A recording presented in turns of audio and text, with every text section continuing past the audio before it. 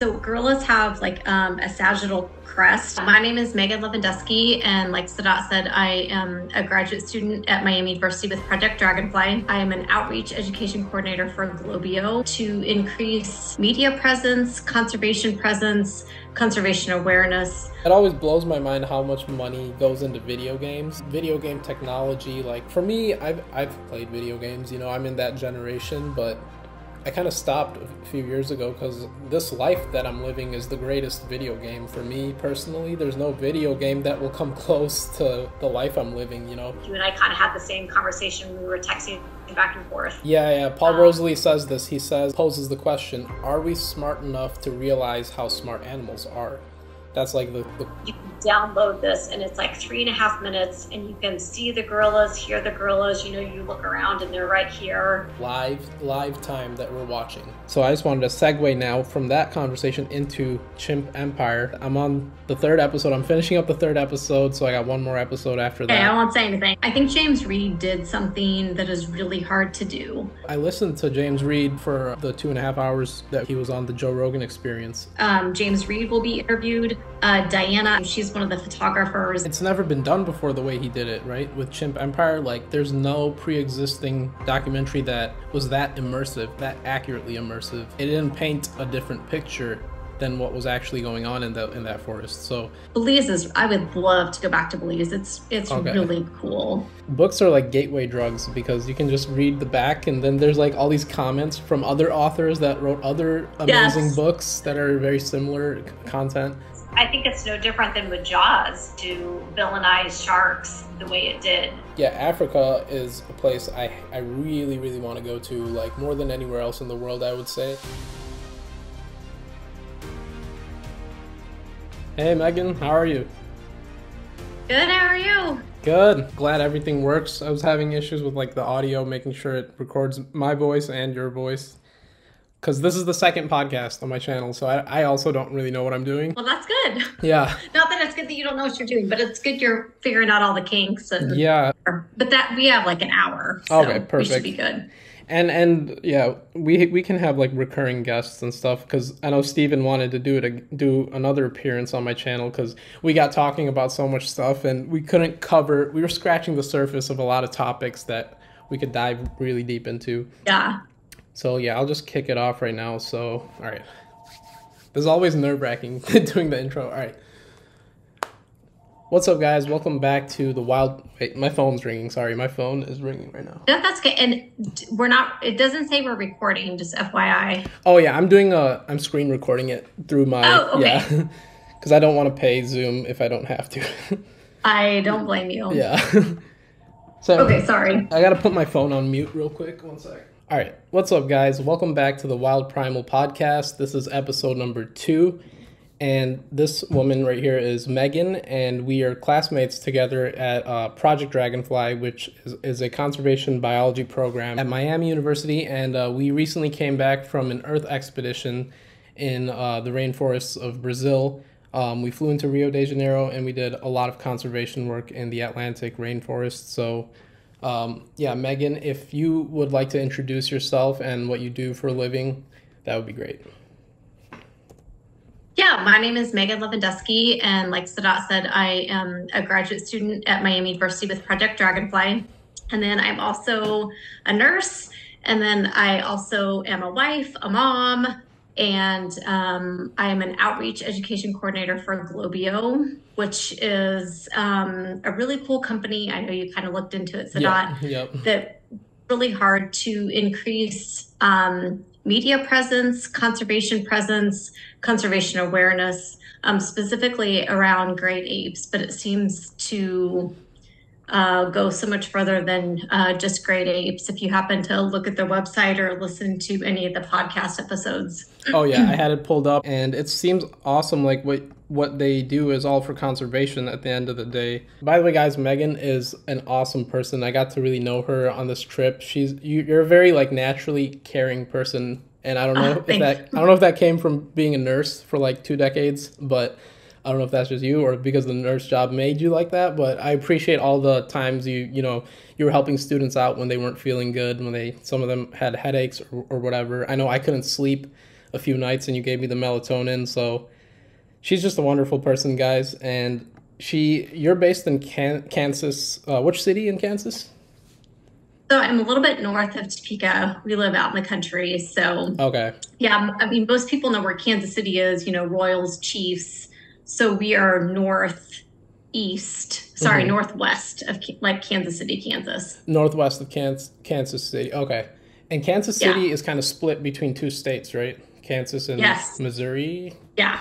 And it's very like I don't know why I don't know why, because I don't live there, but it's like a huge deal. Like people will tell you like, I'm from Kansas City, Kansas, or I'm from Kansas City, Missouri. Like they want to differentiate between the two. Wow.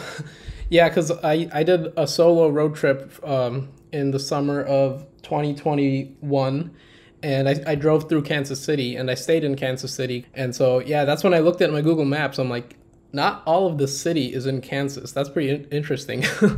Yeah. I mean, the place was nice. I would have loved to see more of like the rural area of it, because I want to live. We are looking for land that is away from like big cities, just so we can raise more animals.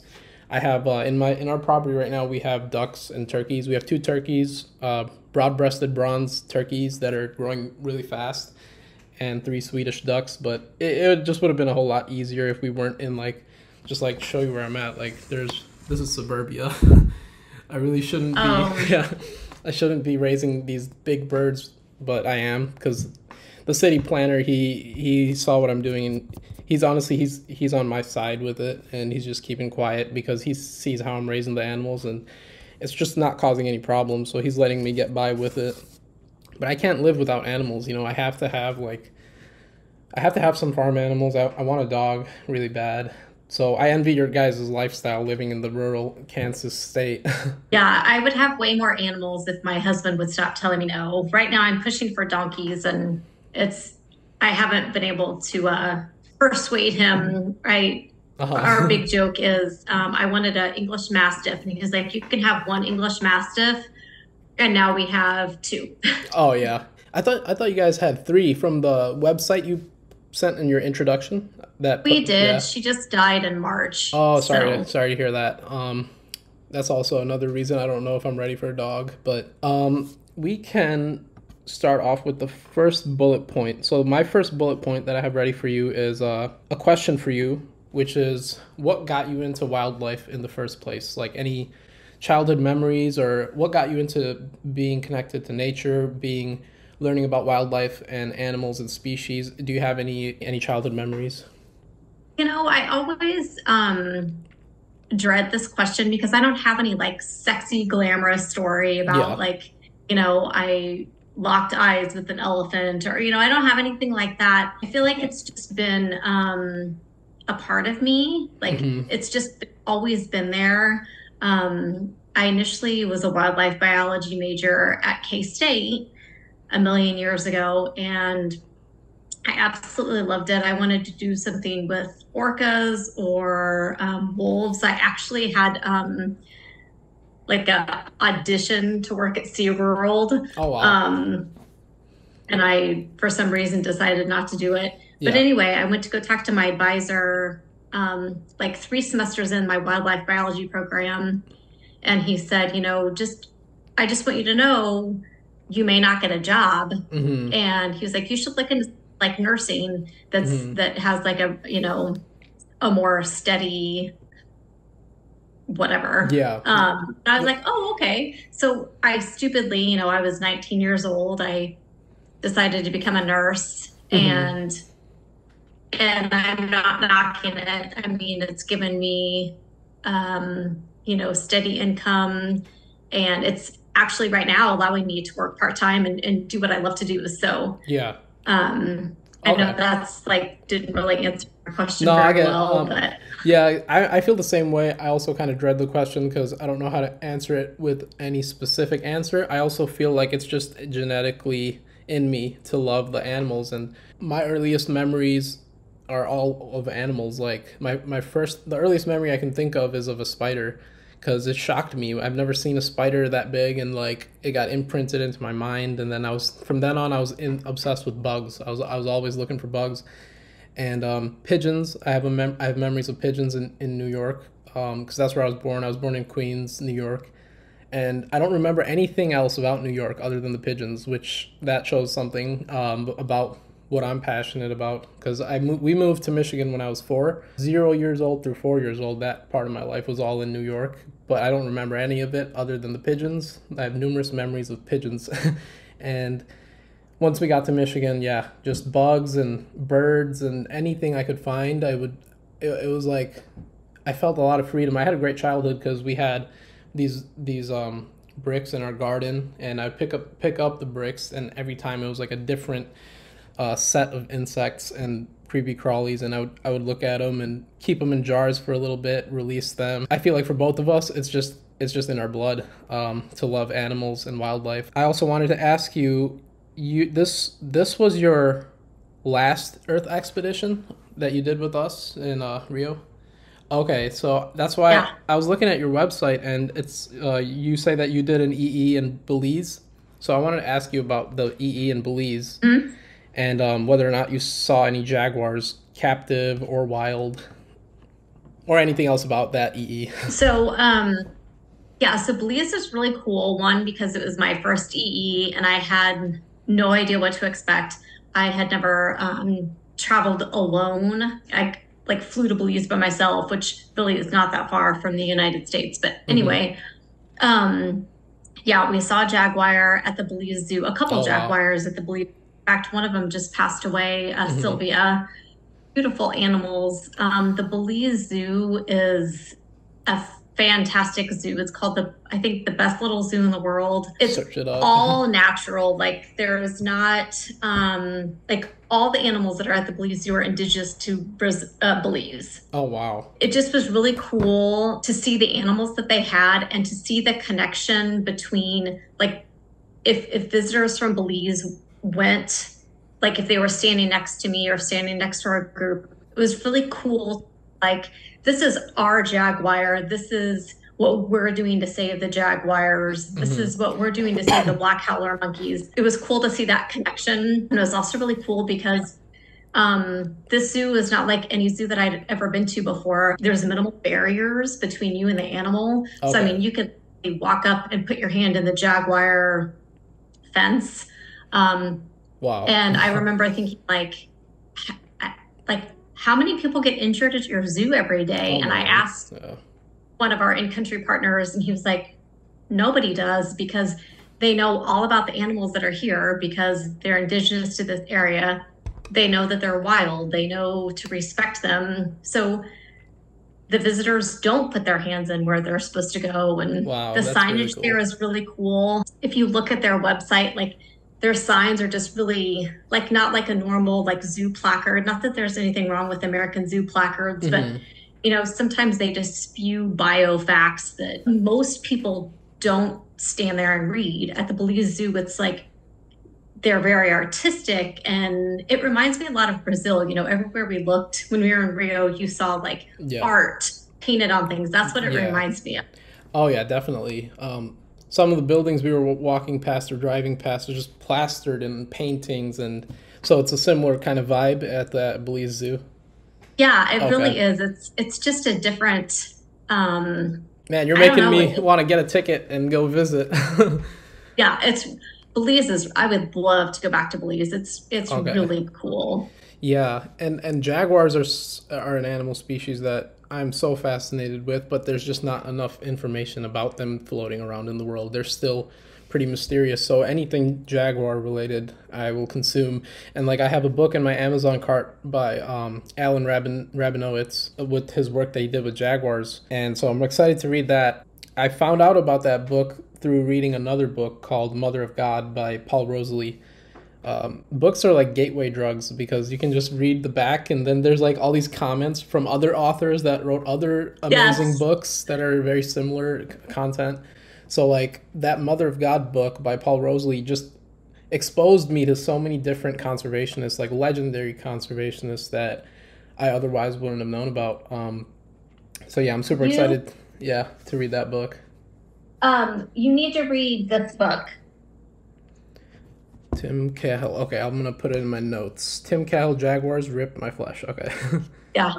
So he is like a wildlife photographer, and he just talks in this book. He has another book too. I'll have to look and read it. I think it's called A Wolverine Ate My Leg or something like that. Oh, wow. But they're just a bunch of short stories about him and animal experiences that he had while out taking all these. They're really cool because I like them because they're short stories and you can read through them real fast. And yeah, I love those books as well. I feel like my life isn't long enough for all the books that I want to read. I know. But yeah, I'm trying to increase my reading speed. Here's my stack of books that I haven't read yet. my room is the same way. I have a very similar sized stack of books. Yeah, well, we can get through them. And then I have a question about, I read on your website that you have a degree in anthropology from Washburn University. So yeah, I wanted to ask you, so that's probably what led you to being interested in apes, great apes, right? Because they're so similar to humans. So when I decided in 2019 that I was going to go back to school, I thought, you know what, I'm just going to go ahead and get my undergrad in anthropology. So my first undergrad was obviously just a bachelor's of science in nursing.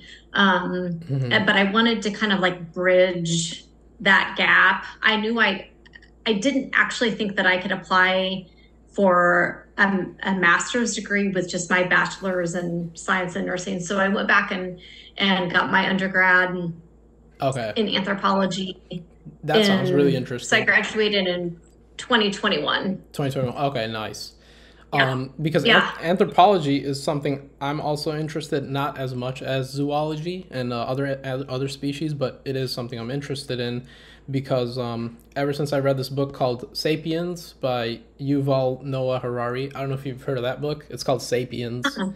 Yeah, it's an amazing book. A lot of it is anthropology. It's called Sapiens: A Brief History of Humankind. And so it's like it's not a short book, but it's not like massive either, but it's like a sprawling history. And I was just obsessed with the first chunk of human history when we were hunter-gatherers. That was amazing to read about. And he said something, the author in that book, that was when humans were the happiest, it was when we were in hunter-gatherer society, because we didn't think about problems. We didn't create problems out of thin air. Our minds were different. Our minds were just hardwired to find fruit, find meat, find water. And once we found those simple things, we were just content. And he was saying in that book that was the happiest time of human history because of the fact of how we lived our lives. And I mean, there's a lot of cool information there, and it just made me view the world very differently because I read it while I was on a ship that was passing by Alaskan coastline. So it felt like I was in that time period. As I was reading about that time period, I was just looking at all this beautiful coastline that we were passing by, and I was like envisioning hunter-gatherers and stuff. And he talked about different hominid species like Australopithecus, and yeah, so it's fascinating. That's why I wanted to ask. I wanted to recommend that book for you as well, because since you have a degree in anthropology, you could definitely. You probably know a lot of it already, but you would like it. I really I loved my undergrad in anthropology. I had an amazing advisor, which I think made a huge difference. She kind of let me focus a lot on non-human primates, which she knew was my love. She's a cultural anthropologist who studied a lot in Africa. Oh, wow. And so she kind of let me do some independent studies. And, but yeah, I took I think it was just issues and no, that's not what it was, a human evolution course. That was just so interesting. We had to identify all the different skulls of all the hominid species, all the skulls of chimpanzees, orangutans, gorillas, bonobos. It was really cool. It was really cool to see those skulls and skeletons at CPRJ. Like, I've never seen a full skeleton of any ape, actually, now that I thought about it. And then that was really cool to see that they're massive canines. And I have two questions for you, since you know about this stuff.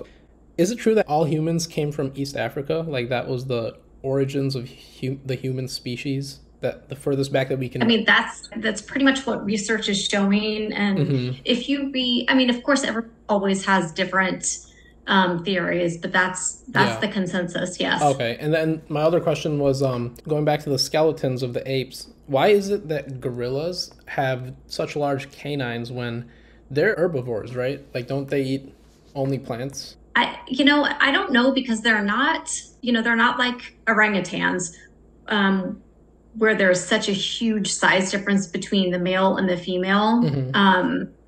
But I do know that one of the reasons, so gorillas have like a sagittal crest that's really pointed, for lack of a better word. Yeah. And I know a lot of that is because of the chewing that they have to do. The tough plants that they have to grind up. Why they have such large canines, I don't know, because the females do too. Yeah. So I don't know. Yeah, that is interesting. And it's very terrifying too. But like when I was looking at the skulls and just envisioning like, that looks like a human, but like half carnivore, half, animal. It looks really cool, but you definitely don't want to be on the wrong side of, you want the gorillas to like you. Like, it's just like, they're so powerful, and they seem so calm. All the videos I've watched, they seem like such gentle giants. It's just a matter of like them sensing your intentions and building the trust, right? Yeah, I've never seen a gorilla in the wild. I want to. That's like, one of my big things. Same here. Yeah, everything that I've ever read about under human care or in the wild, I just feel like they're these old soul creatures full of such wisdom that don't know, which isn't a bad thing, but they don't know like the rush that we are in constantly, especially in the United States, where it's like go, go, go. Yeah. So I think there's something about their big presence, but yet, they're not overly aggressive, or, like they're not, I don't know. There's just something peaceful about them. Oh yeah. And definitely reassuring. I don't know. Yeah. I think that if I saw gorillas in the wild, I think I could sit there for hours and just watch them and be so focused in what they were doing, and just their graceful movements. I feel the same way with most animal species, like just birds. I could watch birds, my own birds, wild birds. I could watch them all day. And for primates, even more so, because like they're doing things that birds can't even think of, sometimes using tools. And so I just wanted to segue now from that conversation into Chimp Empire. And I'm on the third episode. I'm finishing up the third episode, so I got one more episode after that. Hey, I won't say anything. Oh, yeah, don't. Yeah, I'm invested. I like Abrams. Abrams is a really cool character. And so yeah, you finished it like right when it came out, or you finished it recent? Okay. Yeah, just to start off talking about something specific with it, chrysophilum, the fruit that they were eating. Do you remember that? It's like a yellow fruit. I thought that was really cool. Like, that's something new that I learned. Like, I know chimpanzees eat fruit, but I didn't know what kind of fruit. And I didn't know about chrysophilum, which is something they really like, and it's a rare thing with a lot of nutrients, right? And yeah, that was really cool to see. It felt like a whole nother world, kind of like Avatar, like this universe that is actually real. The Congo, Ngogo, what is that forest called that they're in? Is it? I think it's just called, isn't it just Ngogo Forest? Ngogo? No. Okay. Yeah, but that fruit, when they showed it, and they showed how the chimpanzees were just eating as much as they could and fueling themselves, and then once they were content and full, they were going out to hunt other primate species. It seemed like a whole nother world, which it is. It's nothing like human society. It's more similar to hunter-gatherer society, very much more similar to that than what we've created. I think what is so cool about Chimp Empire, not only because I think James Reed is a genius, but because you've seen My Octopus the Teacher, right? Okay, it's on my watch list, but yeah, I have to watch it.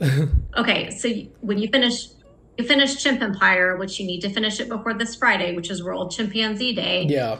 Then you have to watch My Octopus the Teacher, or the teacher. What My Octopus the Teacher? I think it's called My Octopus Teacher. Yeah. My Octopus Teacher. Yeah, I will. So anyway, what is so cool about Chimp Empire? I think James Reed did something that is really hard to do. He, and I'm trying not to spoil anything. He shows us, meaning human primates, what non-human primates are like without like Hollywoodizing them. You know, he really dove into their lives, right? Yeah, I mean, like showing this is what their lives are like. This is how they live day to day. These are the challenges that they face every day. Yeah. And I mean, not to be trite or simplistic, but I mean, they have challenges like we do. And I think it's really important for people to understand and appreciate and respect, you know, not only just, I mean, my passion is great apes. So not only just great apes, but all animals, that they have the right to be here on this earth with us. And that, you know, we have to figure out some human wildlife coexistence. Oh, yeah. But I think he does a really good job of making that connection. Because I feel like if you don't have that connection and you don't have knowledge of something, you can't appreciate it, care about it. Yeah. And it's never been done before the way he did it, right? With Chimp Empire, like there's no pre-existing documentary that was that immersive, that accurately immersive. And it didn't paint a different picture than what was actually going on in that forest. So yeah, because I listened to James Reed for the 2.5 hours that he was on the Joe Rogan Experience, and he talked a lot about like how difficult it was overall because of the thousands of hours of footage that they had to just throw in the trash essentially and just pick out the best of the best, and not only pick that out but then create a story out of it. So it was a monumental task, and you can realize it when you hear the director speak for like, you know, on a podcast. I feel like the podcast is the only way to really understand what goes into stuff like this. But yeah, that was really awesome because I also learned that he used a lot of low light camera technology. Like all of his cameras were low light, specializing in low light recording because the forests are dark with the canopy blocking the sun. And the shots that ended up in the Chimp Empire, some of them were very cinematic. It was amazing. Just like how he's panning up the trees with the camera real slow, and at times it felt like I was watching like a movie with like actors and stuff, not a nature documentary, you know.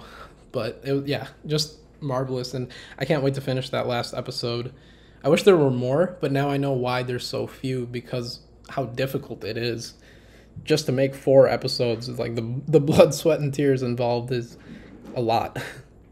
Yeah, I can't imagine how many, does he say how long it took him to do this? I mean, from start to finish, I mean, I would think, 2-3 years? I think that's what he said. I forget, but that sounds right. 2 to 3 years or something like that, where they were in the forest. I know he said that him and his crew, they were in the forest, in the chimp habitat. Literally, they'd wake up hearing chimps. They'd be eating breakfast, lunch, and dinner with the sounds of the forest. So they felt like they were in a whole nother world. And when they came back to civilization, it was like a shock. So it was one heck of an experience just to record it. Although it was hard work, it was a very nice experience, is what he said. Yeah. You'll definitely have to finish it. And then on Friday, you'll have to listen to the Talking Apes podcast so James Reed will be interviewed. Diana, I can't remember her last name. She's one of the photographers, and 2 other people. I think one is a primatologist that was kind of like on scene. I don't know if that's what you call it. Yeah. And then I can't remember the 4th, but it's going to be really cool. Oh yeah, I bet. Speaking of James Reed and Chimp Empire, those types of people, wildlife videographers and directors, they really inspire me, because I'm trying to become something like that. Like that's how I want to end up making my money. So I'm getting kind of an experience doing it right now in my backyard, recording my chickens and my ducks and turkeys. Like yesterday I used my Nikon camera and my tripod, and I was recording my turkeys as they were foraging on our raspberries and blueberries. And I realized just from recording them for like an hour how hard work it is. Like I was sweating. I was like, my knees were in the dirt at times because I needed to get the right angle. And the low angles for recording something like a turkey are the best angles. So I can't just stand and record. Although it's more comfortable, I have to like get into that prone position for the best shots. So I did that for like an hour. And, you can't tell animals what to do. So wildlife videography is a lot harder. You got to wait for the right moment. Sometimes they're just walking around really fast, whizzing about. So sometimes I have to put mealworms on the ground so they eat it, and I can actually record like a shot of them where they're eating. But yeah, I just did that for, I want to say, an hour and 20 minutes. And I was mentally fatigued because I'm still in that learning phase of like how to even do this stuff. Just learning how to use the camera, knowing the ins and outs of the tool. It's a really nice tool that like we take granted for how much technology is good for us. Like we can use technology for good, so it helps to like know about the tools like a camera or even social media platforms, right? It's a double-edged sword. You can waste your life on it, or you can share a lot of cool stuff that the world needs to know about. So I always try to stay on the good side of using technology. That's what I'm trying to do. On my page on Instagram, it's all about wildlife. My YouTube channel, it's all about wildlife, ecology. And I'm trying to make some like high quality films. Not as good as James Reed's Chimp Empire, obviously, but like a 10-minute, 12-minute film about nature in some way, and just post that and maybe send it to some film festivals. That's my goal. Trying to create art that teaches people about nature. So it's really hard to find out what's gonna resonate with the masses, but something that I also enjoy creating, that's where I'm at. And you should, I know I've got it somewhere. I'll send you an email, but there's a lot of like wildlife filmmaking groups on Facebook. Mm-hmm. And then there's a lot of research out there talking about the importance of film and how effective it can be for not only increasing awareness, educating people, but connecting people to nature. Mm-hmm. It's really important. Oh, yeah. And Jerry Ellis, the man you told me about, I did some quick research right now. And so, yeah, he's done a lot in his life. He's done work with BBC, National Geographic. So, yeah, I would love to know more about how I can also do that and, like, his path. Because my path's going to be different. Like, the world is just so different now. I did seriously consider applying to, like, National Geographic and becoming like a wildlife photographer or videographer, but right now the reason I chose YouTube is because it's just like the degree of freedom is so much higher, but it's also like nothing's guaranteed. No paycheck is guaranteed, but I'm working toward this route because like the potential of where you can take it is like literally limitless. So that's why I chose YouTube. But yeah, Jerry Ellis and his work, I was pretty amazed by. So he's your manager at Globio. He's the executive CEO of Globio. Yep. Okay. Mm-hmm. So you've been at Globio for how many years? Almost 2 years. Okay. Yeah. So I initially just started kind of as a volunteer, just working on like some primate education, Mm-hmm. and then recently became their outreach education coordinator. Okay. And then I do just a little bit of research when it's needed for whatever. Okay. And you said Jerry Ellis is pretty awesome manager. Yeah. Okay. Yeah. Is he's mainly a photographer or is he a photographer and videographer as well? Both. Okay. Yeah, I mean, I don't know if you Googled him. I mean, his photographs are mesmerizing, beautiful, and all over. I mean, he has beautiful pictures of gorillas, chimpanzees, orangutans. I should have started my research a little bit earlier on Globio, then I'd be able to see more of his photos. But yeah, I will definitely now look more into his work. And, and he's a writer, right? He writes as well. Well, he has Little Larry Goes to Preschool, a book, and then Primates in Question. It's kind of a Smithsonian book, but it has a bunch of beautiful pictures in it. A lot of those are Jerry. And then he did an elephant book, an orphan elephant book.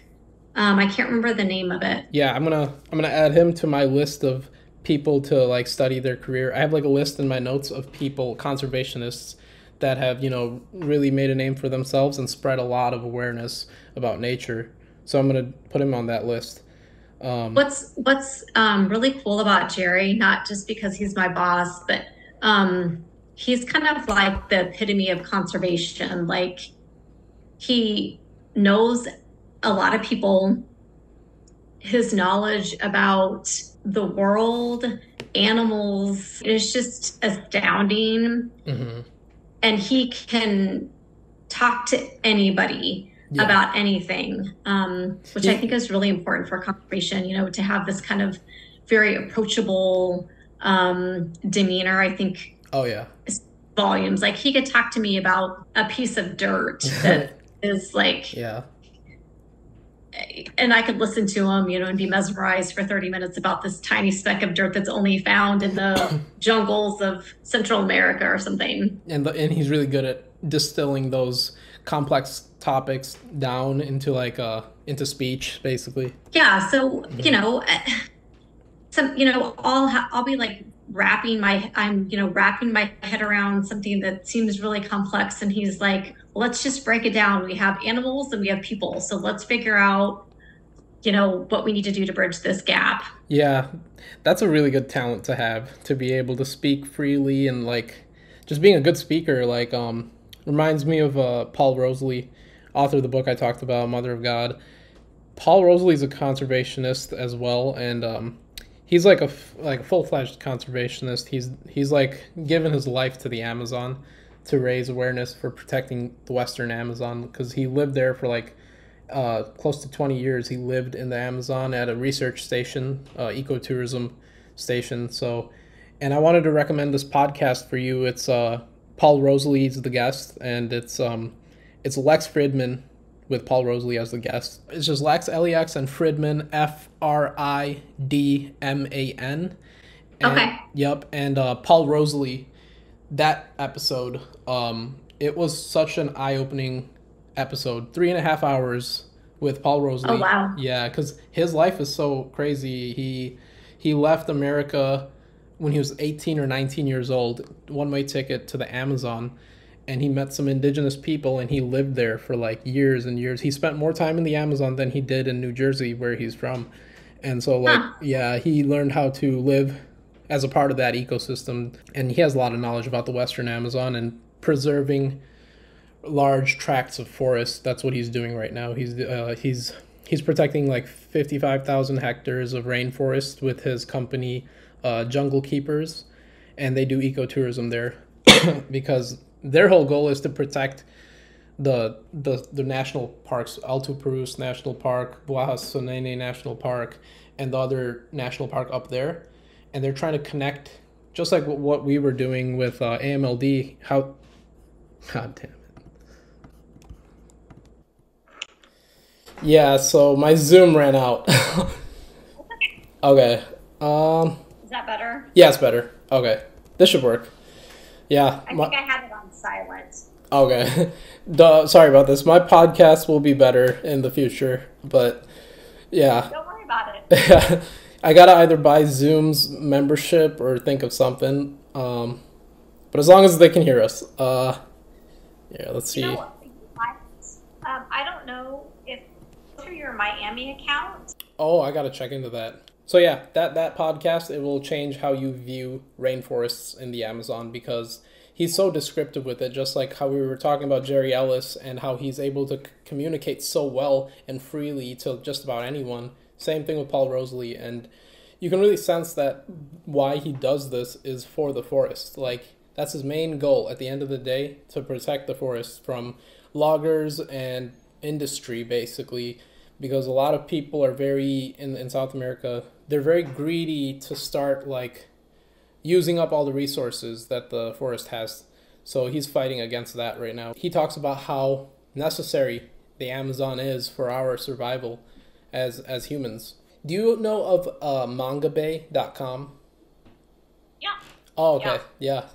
I figured about that website through reading Mother of God. That book is just like exposing me to so much conservation stuff. Mangabay is awesome because like they only talk about news that matters a lot. All the news that they cover really matters, instead of like what CNN and all that are covering. Yeah, I really like that website. I look at it daily. Oh wow, yeah. So you've known about it for a while then? Mm-hmm. Okay, gotcha. By the way, your shirt, Save the Chimps, is that connected to Globio or is that something else? No, I wore it today because Friday is World Chimpanzee Day. I can't remember. I think it was a fundraiser. 25% of my t-shirts have something to do with the grade 8. Nice. I'm wearing a t-shirt right now that's a YouTuber. It's Aquarium Co-op. He's an aquarium shop owner in Washington State, and he's got a YouTube channel. I got some YouTuber merchandise. And we can talk. Okay, so I have another bullet point. Yeah, you can take that piece out. But, okay. When I went to Borneo, so I went to Borneo last year for my second EE, and we worked with Regrow Borneo, which plants. You'll have to look up their website. It's really cool. They plant a bunch of trees, and every time I fly, I donate to offset my carbon output. I donate to Regrow Borneo because then they plant all these really cool trees to help with deforestation and pollination damage. That's awesome. And Borneo is one of the more sought after Earth expeditions in the Project Dragonfly program, right? A lot of students want to do it. I don't know. I know a lot of students want to do Kenya and Namibia, but Borneo was amazing on so many levels for me. Borneo is rich in biodiversity, not just with primate species, but oh my gosh, you want to talk about birds and insects and reptiles and fish. And I've never seen so many animals in such a small, concentrated area in my life. That makes me really want to go because I saw a lot of insects I've never seen in my life on this Earth expedition that you and I just came back from. Like at night especially, Lorelai saw me how late I was up, just walking around our cabin. You can't take 5 steps without running into something on the ground. That's how much life was out there. Like leafcutter ants, termites, these giant black ants, frogs, butterflies, moths. We saw one snake, which was pretty cool. I'm sure we would have seen more snakes if we had more time to ourselves because the Earth expedition was very, one thing after another, not a lot of time to yourself. But yeah, so if Borneo's like that, I definitely want to go. Although right now my main desire is Kenya. That was actually my first choice, but that it wasn't an option for our first Earth expedition, but that was my first choice because yeah, Africa is a place I really, really want to go to, like more than anywhere else in the world, I would say, just because of all the large animals that are there. I haven't been to either of them, okay. But I haven't heard anything bad about Kenya or Namibia. Okay. I think it just depends on. So, like, obviously, my focus is non-human primates. Mm-hmm. So, I didn't put in for Kenya or Namibia. So Kenya is very much a community-based conservation, mm-hmm. and then Namibia is cheetah. It's the Cheetah Conservation Center. I mean, I think that's 100% of the Earth expedition. It's all big cat cheetah focused. Yeah. Do you know if there's any work with lions in the Kenya one? Like anything with lions? I don't know. Mm-hmm. I don't know. You could ask. So Lorelai's been to Kenya, and then one of my other friends, Stephanie, has been to Kenya. Okay. I saw. They both have beautiful pictures. And my friends that have been to Namibia, I've had 6 friends that have gone to Namibia, and their pictures are just phenomenal. Definitely want to go there next year, or the year after. But since we're running a little low on time, I didn't want to end this podcast without asking you about the stuff you were talking to me about, the virtual reality stuff. So just if you explained it to the audience, I think it would be better with the virtual reality concept that you were talking to me about.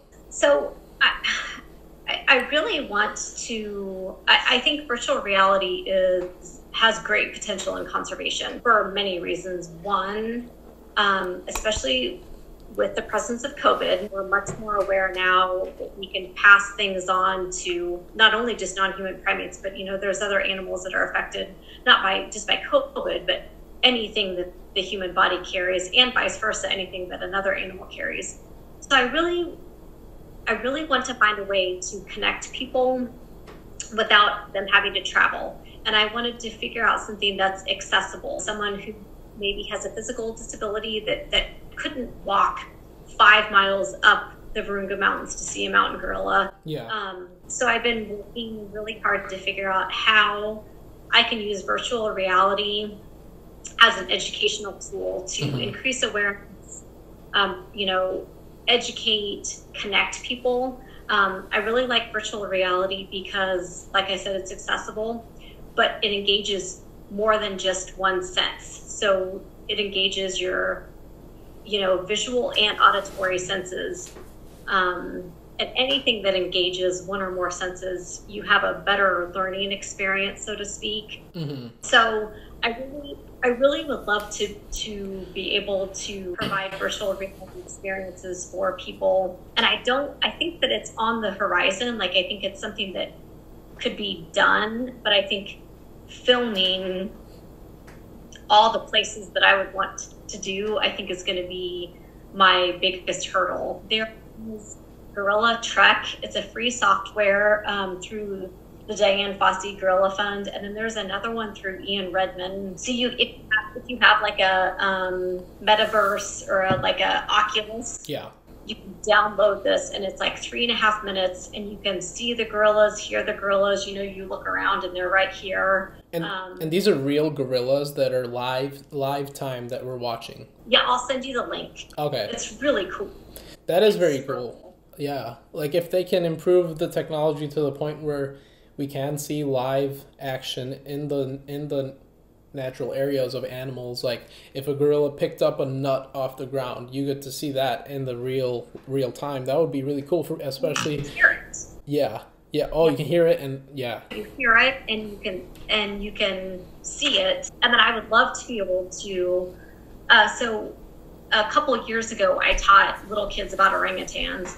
I had them make the noise of like a male long call, and then I also had horsehair, so they could somewhat feel what an orangutan feels like. So I would love to have some kind of a virtual reality experience where you saw and heard the mountain gorillas, and I could be like, and this is what it smells like, because gorillas, I don't know this, but I've read it, and people like Jerry have told me there's a distinct smell of gorilla.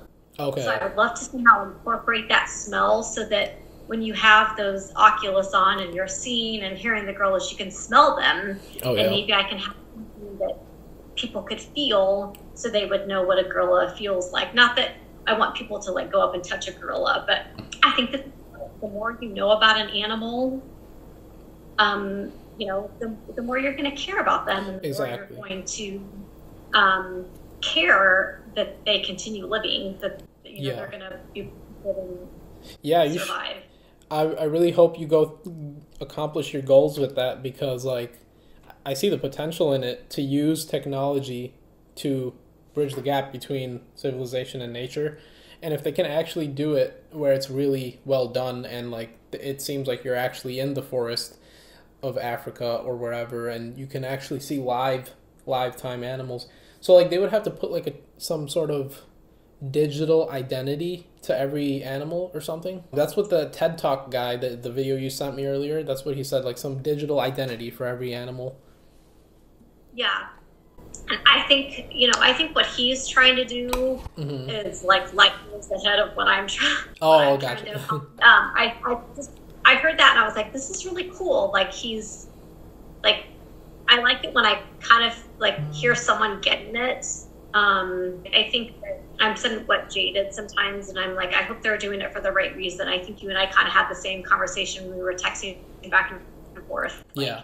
I hope it's not some gift, or I'm always really leery. I don't ever want the animal to suffer, or their habitat to be destroyed, which is one reason I think virtual reality can be really cool. You know, you're not having people come in and walk around, leave trash, bring disease. You know, we're providing sustainable knowledge, so to speak, but yeah, and safe, you know, safe knowledge. Oh yeah, and like I was thinking about it just from the pure numbers, right? Like there's over 8 billion people in the world. We're projected to have like 11, cap off at 11.5 billion or something, or plateau around there. That's just, I feel like, too many people to be actually visiting the natural areas, all of them. Whereas something like the virtual reality could allow everybody to experience it without actually having to take a plane and go there. It's just, I don't see that, like, that's going to burn a lot of fossil fuels, and like not everyone has the funds and the ability and the freedom to actually do a trip like that where you can like go into a rainforest and be amongst apes or snakes or any animals. A lot of people can't afford to do that. But if we can make that technology accessible to the point where most people can go out in a forest, whether it's virtual or in real life, that'd be a really good usage of very complicated technology. You know, instead of just entertainment, we're actually connecting with the earth. Because that always blows my mind how much money goes into video games, and just like these VR video games and video game technology. Like, it's like life for me. I've played video games, you know, I'm in that generation, but I kind of stopped a few years ago because this life that I'm living is the greatest video game for me personally. There's no video game that will come close to the life I'm living, you know. Like, you can improve your character in this life and treat that as a video game where everything matters more because it's real life. I can never replace my time right now with video games. This isn't to attack people that play video games, but I just think that's a very good usage of technology, which isn't just entertainment. It's also entertaining because people who use it and who get to see these animals in lifetime, they will be entertained, and they'll also learn stuff about our world. Yeah, absolutely. Oh yeah. So that is your master plan for Project Dragonfly? Yep. Okay, gotcha. Yeah. Nice. I'm on board with it, and I want to see what you end up doing with that. I definitely will be posting. What else do I want to cover? Is there anything you would like to talk about? Oh man, that anything, honestly. I can talk about non-human primates all day long. So. Yeah, you can choose the topic on that. We can start discussing anything with apes, great apes, maybe anything. You choose this time. Well, I think I'm really fascinated. I think my fascination is more like cognitive. Okay. I think that's one of the reasons I love them so much. Not only do I appreciate them so much, but I'm constantly amazed by their reasoning, especially orangutans. I think orangutans have a way higher level of reasoning than us humans. Really? Wow. I know animals are smarter than humans in various ways, but I just don't have that experience with orangutans to know. Is there like a specific experience you've had with orangutans that kind of blew your mind as to how smart they were? Yeah, so I worked with a female born-in orangutan here at the zoo. She unfortunately passed away during COVID, and it was really hard. She was a little sassy, which I really liked, but she was just constantly like not judging, but she was like sizing people up and down, but in a very like survivalistic way. I don't know how to explain it. Okay. Anyway, she so I went to see her every day, Monday, Wednesday, Friday at around like 10 o'clock. Okay. And one day my class was canceled, and so I got there like at 9. I was like, I'm just gonna go to the zoo early and whatever. And I walked in, and she literally looked at me like, what are you doing here? And she just got her breakfast. And so she has this, I'll send you the picture. She has this look on her face of pure disgust. I'm there. Wow. And I made her breakfast. And so she had like her romaine lettuce in one hand. Yeah. And then in her hand, she was pointing for me to go sit down. Oh wow! So she can actually command stuff, like go sit down with her finger and stuff. I mean, it was just very much like, I'm not ready for you. Go have a seat. Oh my God. Like, don't leave. Like, I want to see you, but don't, I'm not dealing with you right now. Wow.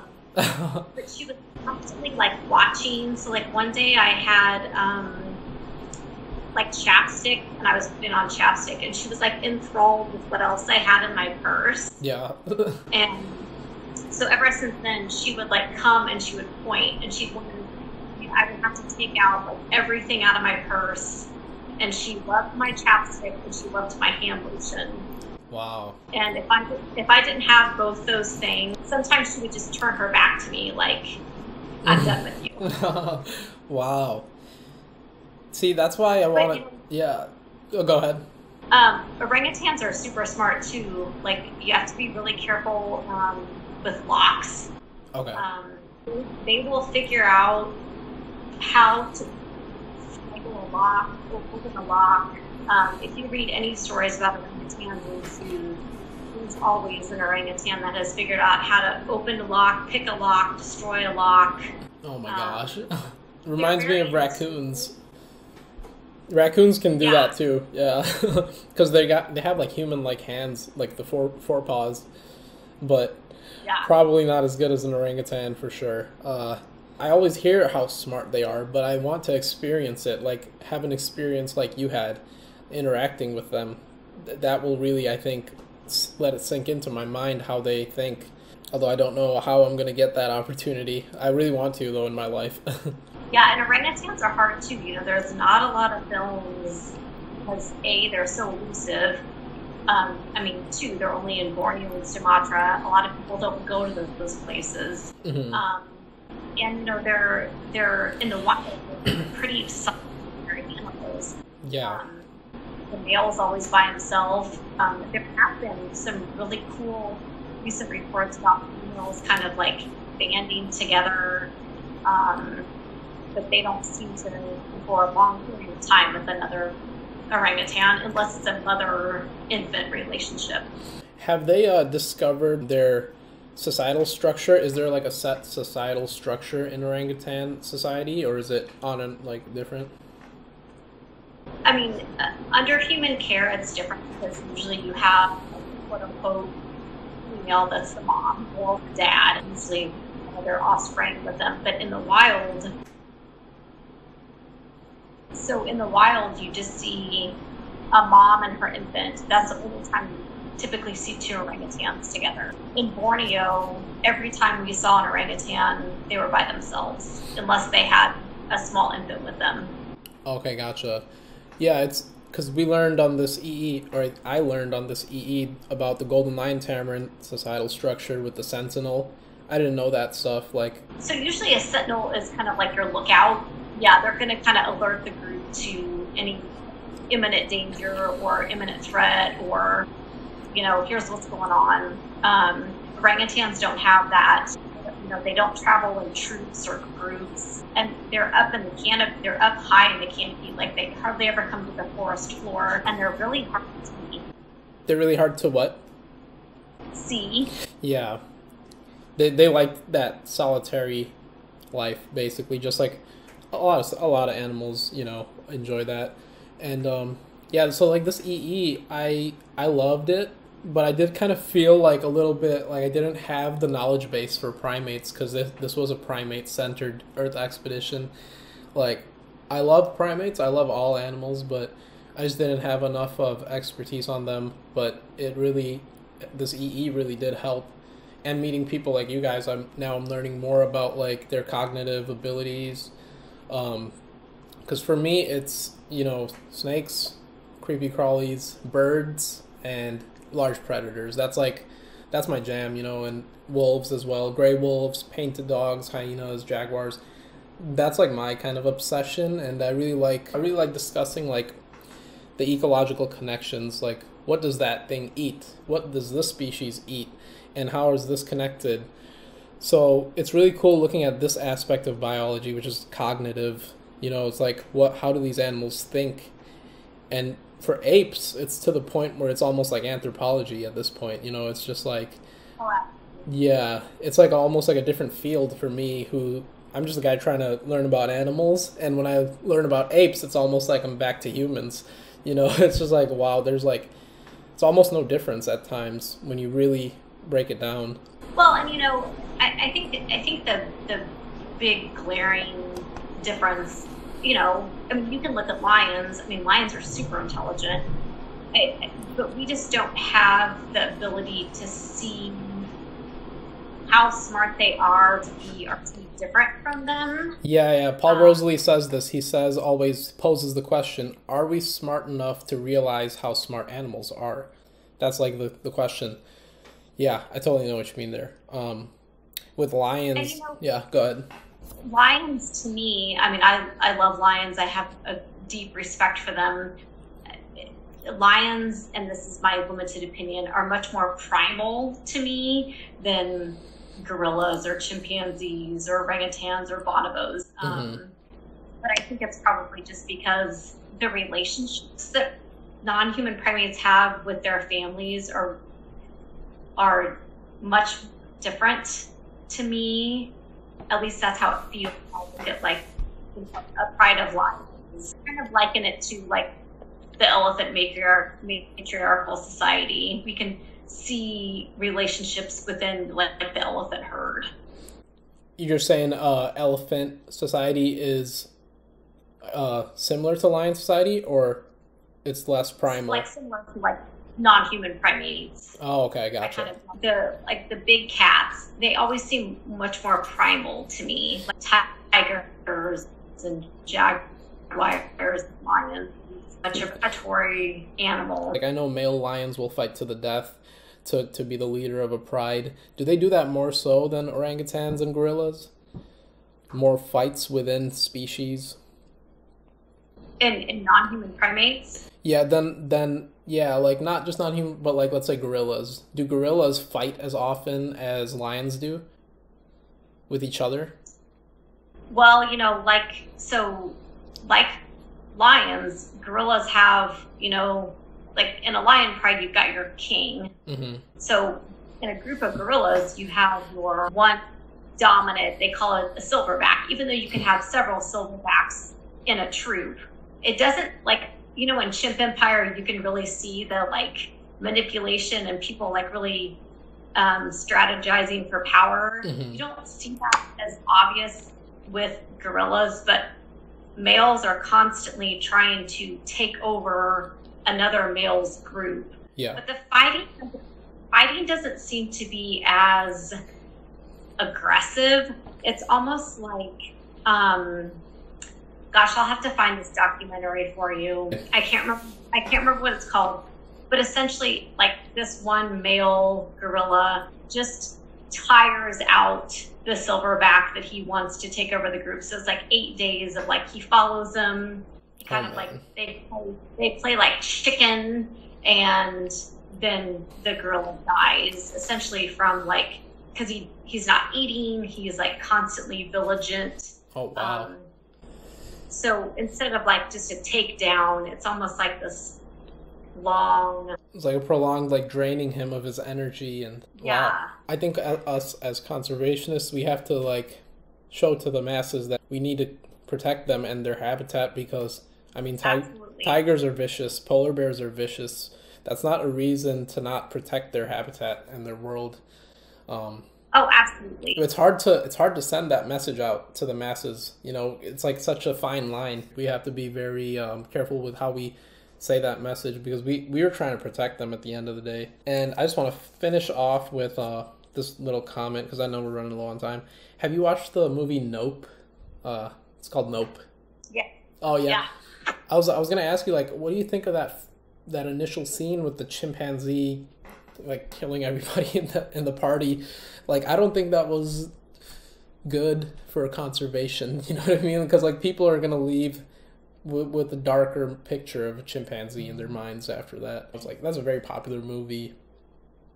Yeah, my son saw the movie before I did, and he texted me, like, Mom, he's like, you don't want to see this movie. I was like, because I didn't know anything about the chimps. Read an article about it. And yeah, there has to be a little bit more control in Hollywood, like with those types of scenes, because like you could have done something else to get the same exact effect. You didn't have to throw a species under the bus, because a lot of people are gonna. When I saw it, I don't like chimps any less than I do already. It didn't affect me in any negative way, but I'm sure it affected other people who had much less understanding of chimpanzees and stuff. They probably think chimpanzees are monsters now after that scene.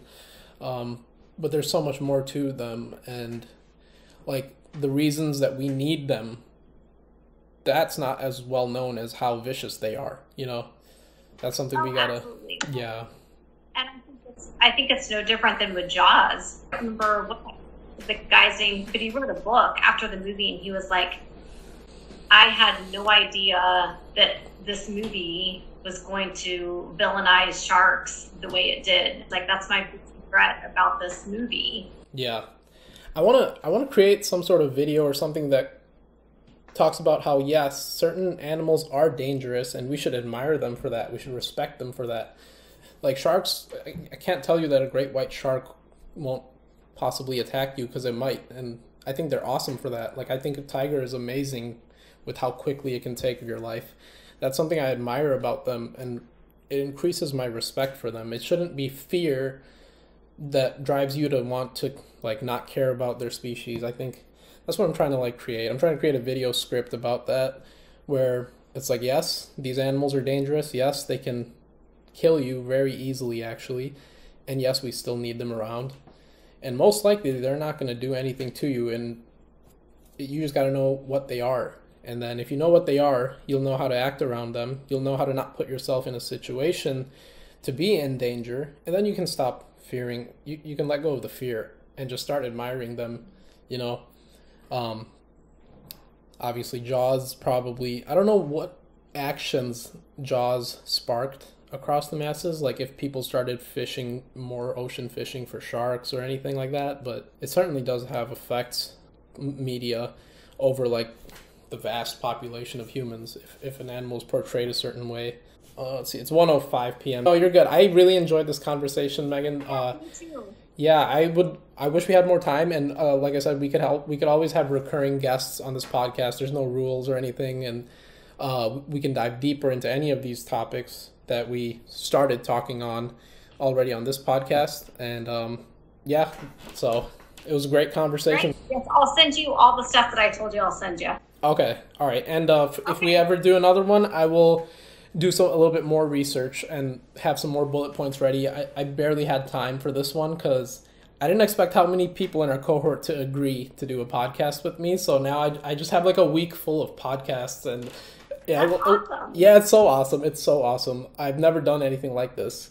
But yeah, I have to do now I have to do research on Made by Mantra, Ashley Rivet's company. Oh, cool. Yeah. Cool.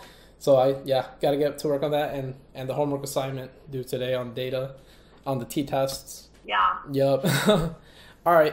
Well, have a good day. Thanks, Megan. Thanks for doing it. And no problem. all right, guys. Thanks for watching this episode. Until next time, give this video a like if you enjoyed it. Feel free to leave a comment, and stay tuned on the Wild Primal podcast. I'll be having more conservationists of various walks of life on this series of podcasts. So stay tuned for that. And thanks for watching. Goodbye. All right, Megan. See you later. Bye, Sadar. Have a good day. You as well. Bye.